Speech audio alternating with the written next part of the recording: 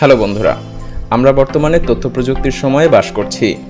আর এই তথ্য প্রযুক্তির যুগে পৃথিবীর বিভিন্ন মাল্টিন্যাশনাল কোম্পানি প্রতি মুহূর্তে অবাক করার মতো যন্ত্রপাতি বা কনস্ট্রাকশন মেশিন নির্মাণ করে চলেছে।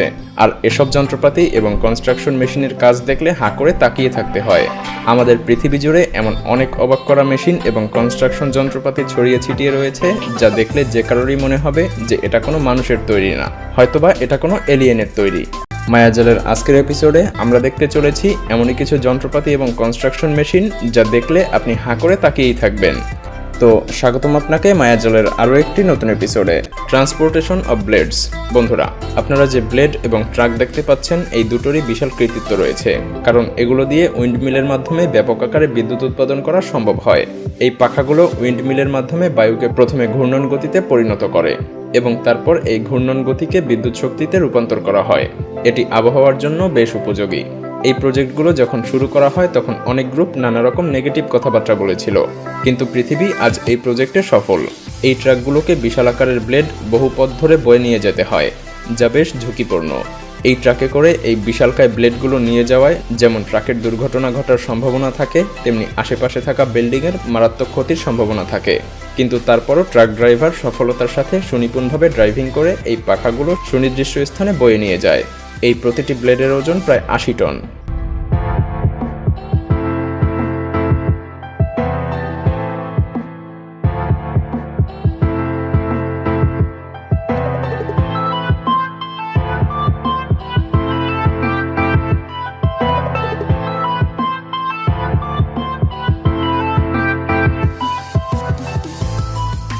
Vertical forest. বন্ধুরা, আমরা দেখতে পাই আমাদের পৃথিবী জুড়ে ছড়িয়ে ছিটিয়ে থাকা বড় বড় শহরে যে বিশাল বিশাল আকারের বিল্ডিংগুলো রয়েছে, সেগুলো কাঁচ এবং কংক্রিট দিয়ে ঢাকা, যেখানে আপনি কোনো ধরনের উদ্ভিদের অস্তিত্বই খুঁজে পাবেন না। কিন্তু মিলানের এই দুই বিল্ডিং মিলে তৈরি করা হয়েছে এই স্কাইক্র্যাপার। পুরো স্কাইক্র্যাপারে বিভিন্ন ধরনের উদ্ভিদ দিয়ে ঘেরা। এখানে বিপুল পরিমাণ অক্সিজেন জেনারেট হয় এবং এই উদ্ভিদ বায়ু থেকে ব্যাপক পরিমাণ কার্বন ডাইঅক্সাইড কনজিউম করে নেয়, তাই এই এলাকার আবহাওয়াও বেশ ভালো থাকে। এখানে প্রায় ৯০০-র মতো বড় উদ্ভিদ রয়েছে, ৫,০০০ ঝোপঝাড় এবং ১১,০০০ গুল্মজাতীয় উদ্ভিদ রয়েছে। এই দুই টাওয়ারের মধ্যে প্রথমটার উচ্চতা হলো ১১১ মিটার এবং দ্বিতীয় টাওয়ারের উচ্চতা ৭৬ metre.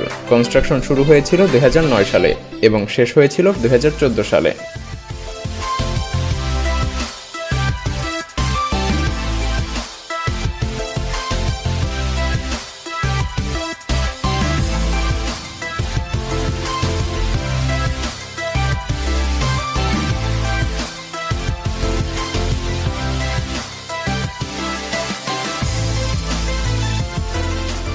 ডিসমেন্টালিং oil platform.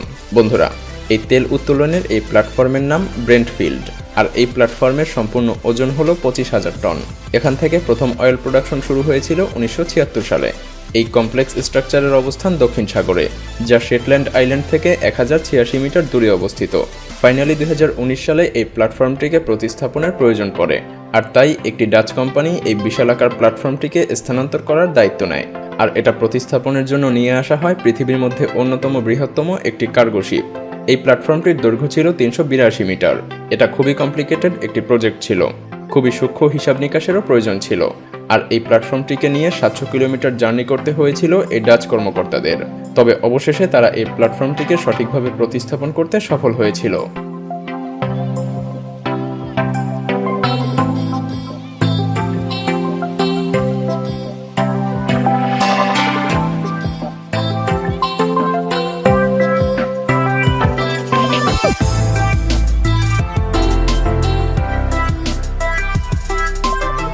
Sheep extension. বন্ধুরা, পুরনো বা ক্ষতিগ্রস্ত জাহাজগুলোকে এখানে এনে এক্সটেন্ড করে আরও বিশালাকার কার্গো শিপে রূপান্তর করা হয়, যা খুবই ব্যয়বহুল এবং সময় সাপেক্ষ একটি প্রজেক্ট। আর একটি ক্ষতিগ্রস্ত জাহাজ বা পুরনো দিনের জাহাজকে নতুন করে কার্গো শিপে রূপ দিতে প্রায় ২ থেকে ৩ মাসের প্রয়োজন পড়ে, কোনো সময় ১ বছরেরও বেশি সময় লাগে। আর এই প্রজেক্টটি তারা সম্পন্ন করতে এসব পুরনো বা ক্ষতিগ্রস্ত জাহাজকে মাঝখান থেকে কেটে ২ ভাগে ভাগ করে, তারপর আলাদা আলাদা ভাগে এগুলোর সাথে অনেক কিছু অ্যাড করতে থাকে। প্রতি বছর এখানে অনেক জাহাজকে এক্সটেন্ড করা হয়। এখানে অসংখ্য ছোট ছোট জাহাজকে ইতিমধ্যে বিশালাকার কার্গো শিপে রূপ দেওয়া হয়েছে। এখানে পুরনো দিনের জাহাজকে একেবারে মডার্ন জাহাজ করে তোলা হয়। এখান থেকে বের হওয়া কার্গো শিপগুলোকে দেখে আপনি কোনোভাবেই মনে করতে পারবেন না যে এই জাহাজ অনেকদিন আগের জাহাজ থেকে রূপান্তর করা হয়েছে।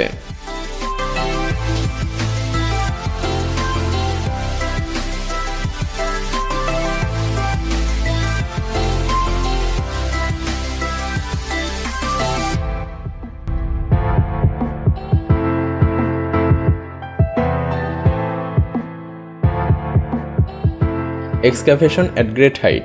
বন্ধুরা, আমরা বিভিন্ন সময়ে ভিডিওতে দেখে থাকি নিউক্লিয়ার পাওয়ার প্ল্যান্ট বা বিভিন্ন বিশালাকার শস্য ভাণ্ডার ভেঙে ফেলার জন্য এভাবে এক্সপ্লোশন ঘটিয়ে মুহূর্তেই ধ্বংস করে ফেলা হয় এবং পরবর্তীতে এই স্থানে নতুন করে বিল্ডিং স্থাপন করা হয়।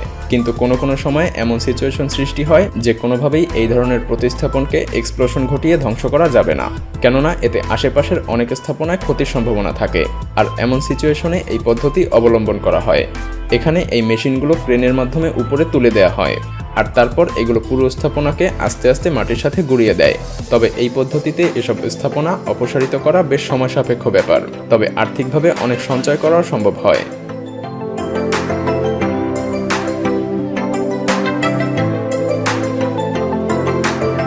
ভিডিওটি ভালো লাগলে শেয়ার করতে পারেন এবং আপনি যদি এমনই রহস্য, রোমাঞ্চ, আনকমন আর ইন্টারেস্টিং ভিডিও দেখতে পছন্দ করে থাকেন তবে মায়াজাল চ্যানেলটিকে এখনই সাবস্ক্রাইব করুন এবং পাশে রাখা বেল আইকনটি প্রেস করুন। তো দেখা হচ্ছে আগামী এপিসোডে, ততক্ষণ পর্যন্ত ভালো থাকবেন। ধন্যবাদ।